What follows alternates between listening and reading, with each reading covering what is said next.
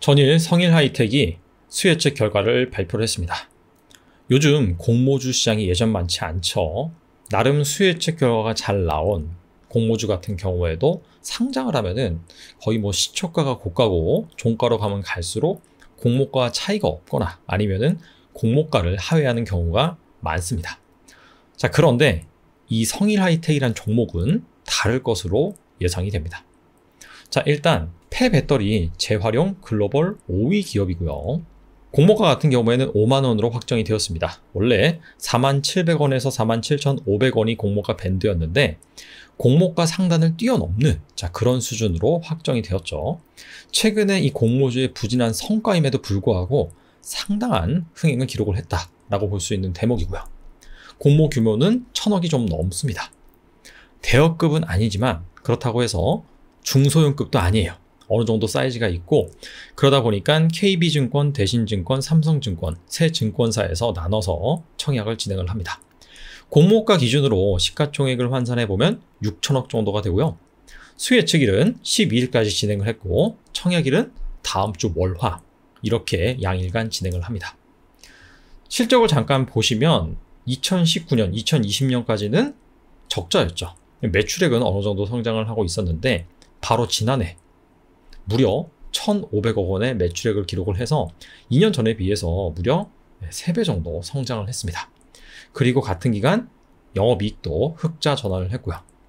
자, 근데 영업이익이 170억 원이 조금 안 되는데 시가총액이 6천억입니다. 자, 그렇다면 영업이익의 약 35배 거래가 되잖아요. 그래서 아니 지금처럼 이렇게 금리가 올라가고 성장주가 홀대받는 그런 상황에서 너무 비싼 것 아닌가라고 생각할 수 있는 대목인데요. 근데 사실 꼭 그렇지도 않습니다. 2차전지 대장주라고 볼 수 있는 LNF, 에코프로 BM의 밸류에이션을 보면 먼저 LNF는 포워드 기준, 즉 앞으로 1년간 벌어들일 이익 기준 35배 거래가 되고 있고요. 에코프로 BM은 57배 거래가 되고 있습니다.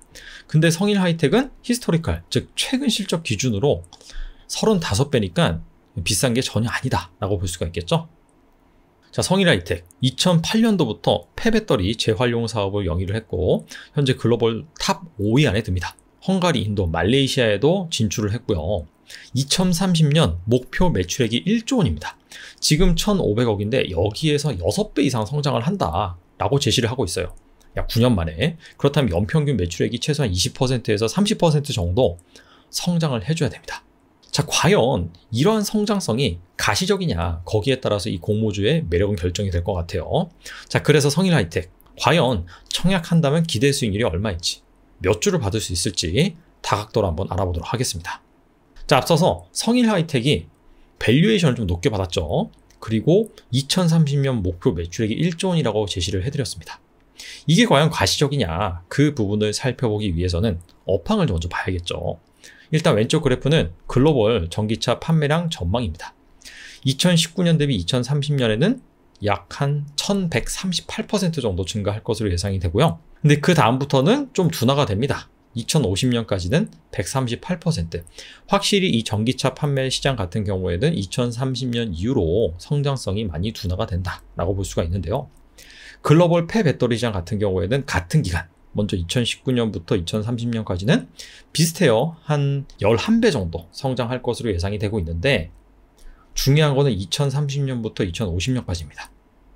무려 거의 한 3000% 정도 성장할 것으로 예상이 되고 있습니다.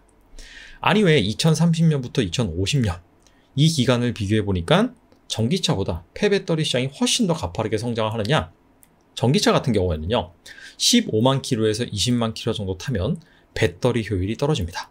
우리가 스마트폰을 사용할 때도 아시다시피 한 2, 3년 정도 쓰면은 배터리가 팍팍 달죠.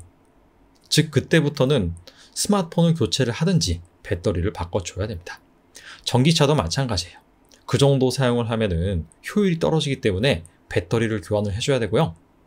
즉 한 5년에서 한 10년 정도 전기차 시장과 시차를 두고 이 폐배터리 물량이 쏟아져 나오다 보니까 성장할 수밖에 없다. 자, 그런 식으로 판단하시면 됩니다. 근데 성일하이텍이 증시에서 이 폐배터리 대장주거든요. 자, 그렇기 때문에 그 정도의 밸류에이션, 그 정도의 성장성은 당연히 어느 정도 담보가 돼 있다라고 볼 수가 있고 그렇기 때문에 수혜측 결과가 좋게 나왔다라고 볼 수가 있는 대목이죠. 자, 폐배터리 재활용 사업에 대해서 좀 더 자세히 한번 살펴볼게요. 자, 여기에 이 배터리의 주요 소재로 뭐 코발트, 리튬, 니켈, 망간, 구리, 자, 이런 것들을 재활용을 하는 겁니다. 즉 배터리에서 주요 핵심 소재들을 추출을 해서 다시금 이 배터리를 만드는데 사용을 한다라고 보시면 될 것 같아요. 근데 이 폐배터리 재활용 사업이 있고요, 재사용 사업이 있습니다.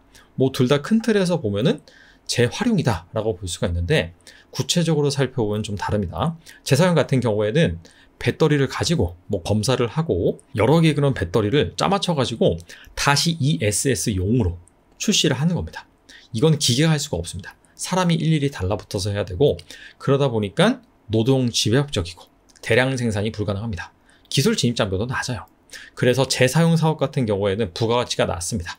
반면 재활용 같은 경우에는 이 폐배터리를 가지고 파쇄를 한다든지 아니면 용융시켜서 여기에서 핵심 소재를 추출해내는 사업입니다. 그래서 기술력이 정말 중요해요. 얼만큼 그 배터리에서 희소 금속 회수율이 높은지. 성일하이텍 같은 경우 2008년도부터 이 폐배터리 재활용 사업을 추진을 했는데, 사실 뭐 이 전기차 시장이 도래를 할 것이다 라고 큰 그림을 가지고 시작한 건 아니고요. 자, 그때만 하더라도 이 스마트폰, 그 다음에 노트북, 여기에서 이 리튬 이온 전지가 사용이 됐었죠. 그 2차 전지를 재활용하는 그런 사업으로 출발을 했습니다. 근데 어느 순간에 갑자기 전기차 시장이 개화를 한 것이죠. 자, 스마트폰 시장 연간 한 500조 정도 돼요. 근데 이 스마트폰 하나에 들어가는 배터리 원가가 거의 10%도 안 됩니다. 한 5% 미만이에요. 자, 그러다 보니까 사실상 그때 당시에는 폐배터리 산업이 막 성장하지가 않았습니다. 그리고 니치 마켓이었죠. 하지만 전기차 같은 경우에는 전체 글로벌 자동차 시장이 한 2,500조 정도 돼요. 근데 전기차 같은 경우에는 배터리 원가 비중이 40%입니다.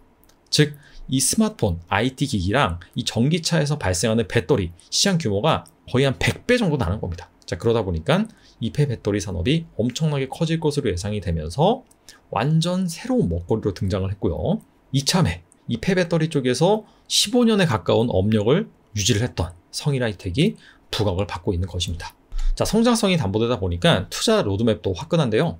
자, 2025년까지 수산화 리튬 이 수요가 4배 정도 증가를 하고요. NC솔루션 같은 경우에도 마찬가지로 4배 정도 증가할 것으로 예상이 되어서, 자, 이쪽에 공격적으로 증설을 할 예정입니다. 자, 수산화 리튬 같은 경우에는 기존에 사용했던 리튬 화합물인 탄산 리튬 대신 이 하이니켈 양극재단에서 주로 사용되는 소재라고 보시면 되는데, 자, 하이니켈이 무엇이냐? 자, 중국에서 주로 만드는 게 LFP, 리튬 인산철 배터리인데, 우리나라에서 주로 만드는 건 NCM, 3원계 배터리죠. NCM이 약간 더 고사양 배터리라고 보시면 돼요. 근데 이 배터리가 아직 완전체가 아니죠. 그래서 에너지 밀도 늘린다든지 주행거리를 늘리기 위해서 계속해서 이 니켈 비중을 높이고 있습니다. 그게 바로 하이 니켈이에요. 그래서 기술 변화 트렌드에 따라서 이 수산화 리튬 생산 능력을 대폭 늘릴 것으로 예상이 되고요. 자, NC솔루션 같은 경우에는 자, 니켈이나 코발트 이런 주요 소재를 회수를 해서 고체나 가루 형식으로 제조사들한테 납품을 했는데, 이거를 용액 형태로 납품을 하는 그런 설비다라고 보시면 됩니다. 아무래도 공정이 감소가 되고요. 제조 비용이 절감된다는 장점이 있습니다. 자, 성일하이텍 계약에 관한 상황을 보면 주요 거래처가 어딘지 나와 있는데요. 자, 삼성물산, 에코프로 BM 이렇게 나와 있죠. 자, 에코프로 BM 역시 이 삼성과 끈끈한 거래 관계를 가지고 있습니다. 자, 그런 차원에서 본다면 성일하이텍은 이 삼성과 오래전부터 끈끈한 그런 영업 관계를 형성을 하고 있습니다. 그럴 만도 한 것이 2008년도에 이 삼성전자의 스마트폰에서 나오는 그런 폐배터리, 자, 이런 것들을 재활용하는 사업을 했기 때문에 그럴 수밖에 없다라고 볼 수 있는 대목이고요. 하지만 최근에 이 전기차로 시장이 확대가 되면서 최근 디일렉에서 나온 기사를 보면은 삼성뿐만 아니라 LG 에너지솔루션 이 폐배터리도 재활용하는 그런 업무를 맡았다라고 볼 수가 있습니다. 자, 성장성이 좀 더 구체화되는 대목이라고 볼 수가 있겠죠. 자, 그렇다면 성일하이텍 과연 수혜책 결과는 어떻게 나왔는지 리뷰해 보도록 하겠습니다. 수혜책 비율은요 2270대 1이 나왔습니다. 2020년 5월부터 현재까지 공모를 진행한 공모주와 비교해 봤을 때 역대 1위입니다. LG 에너지솔루션이 한 4위 정도 했어요. 2000대 1이 좀 넘었었거든요. 근데 성일하이텍은 역대 1위다. 자, 그만큼 화끈한 공모주다라고 보시면 되고요. 유통 가능 물량 비율은 30%가 조금 안 됩니다. 이게 그나마 순위가 제일 낮아요. 그래도 백분율 관점에서는 상위권에 속하고요. 공모가 상단 초과 제출 비율은 96.5%, 의무 보유 확약 비율은 38.7%로 상위 23%입니다. 자, 그래서 공모지표 종합 점수 산정을 해보니까 84점으로 나왔고요. 상위 4.9%에 해당이 됩니다. 자, 그렇다면 성일하이텍과 비슷한 공모지표 종합 점수를 받은 기업들의 상장하고 나서 성과를 한번 살펴보겠습니다. 오로스 테크놀로지부터 HPSP까지 10개 기업이 성일하이텍과 공모지표 종합 점수가 유사했고요.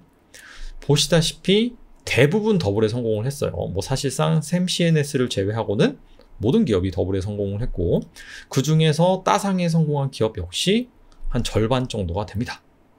자, 근데 최근에 이 공모시장 분위기가 심상치가 않죠. 자, 그래서 원래 예전같이 공모시장이 좋았다라고 한다면 더블은 당연하고 잘하면은 따상까지도 노려볼 만한 그런 상황이었는데, 지금은 아무래도 눈높이를 좀 낮출 필요는 있다. 자, 하지만 샘CNS처럼 극단적인 상황은 벌어질 가능성은 낮다고 개인적으로 생각을 합니다. 자, 그래서 성일하이텍이 과연 식어버린 공모시장에서 어느 정도 퍼포먼스를 기록할지, 자, 그 부분은 HPSP, 이게 바로 금일 상장을 합니다. 그래서 이 HPSP가 성일하이텍과 똑같은 정모 점수를 기록을 했는데, 물론 수혜주 비율은 좀 차이가 나죠. 하지만 다른 부분에서 점수를 좀 좋게 받았어요. 그래서 이 HPSP가 어느 정도 실제 성과를 기록하는지, 여기에 따라서 성일하이텍 역시 약간 이거와 비슷한 성과를 기록하지 않을까, 자, 그렇게 짐작을 해볼 수 있을 것 같아요. 자, 그렇다면 성일하이텍 가장 중요하죠. 청약하면 과연 얼마나 받을 수 있을지 알아보도록 하겠습니다. 먼저 예상 균등 배정 수량입니다. 자, 세 곳에서 나눠서 이렇게 진행을 하고요. 각각 증권사의 균등 배정 주식수를 기재를 해놨습니다. 자, 그리고 예상 청약 건수 증권사별로 기재를 해놨는데, KB증권, 대신증권, 삼성증권 다 케이스를 여기 넣어놨죠. KB증권 같은 경우에 G2파워, 대신은 엔캠, 삼성은 실리콘2 사례를 넣어놨는데, 이 세 종목을 선정한 기준은 무엇이냐면 그나마 성일하이텍처럼 공모지표 종합 점수가 높았고, 자, 두 번째로는 복수의 증권사에서 청약을 진행한 그런 공모주입니다. 자, 그래서 KB증권 같은 경우에는 G2파워의 청약 건수를 적용을 해서 예상 청약 건수를 산정을 해보면 이렇게 나오거든요. 그렇다면 1인당 배정받을 수 있는 균등 주식수는 0.7주, 8주 정도. 대신증권 같은 경우에는 0.6주, 0.7주 정도. 삼성증권은 0.1주예요. 0.1주. 자, 그래서 삼성증권 같은 경우에는 사실상 추첨으로도 받을 확률이 가장 낮다라고 볼 수가 있고, KB나 대신증권 같은 경우에는 한 0.7주 그 정도 확률이니까 아무래도 받을 확률이 어느 정도 있다라고 볼 수가 있을 것 같아요. 다음으로는 예상 비례 한 주당 필요한 청약 증거금입니다. 자, 네오이뮨텍부터 샘CNX, 일진하이솔루스, 엔캠 이 네 종목을 선정한 기준은 먼저 성일하이텍과 공모지표 종합점수가 유사하고, 두 번째로는 공모 규모가 유사한 기업입니다. 이 기업들의 청약 경쟁률 평균을 내보니까 925대 1로 나왔고요. 이에 따라서 예상 청약 증거금은 15조 원이 약간 넘을 것으로 예상이 되고, 한 주당 필요한 비례 청약 증거금은 약 4,600만 원으로 나옵니다. 그래서 한 4,600만 원 정도 있어야지 비례로 한 주를 받을 수 있다. 근데 최근에 약간 좀 청약에 대한 열기가 식었기 때문에 이거보다는 좀 덜 들어갈 것으로 예상이 됩니다. 정리하겠습니다. 성일하이텍 부진한 공모시장 분위기에도 불구하고 역대 수혜책 1위를 기록을 했습니다.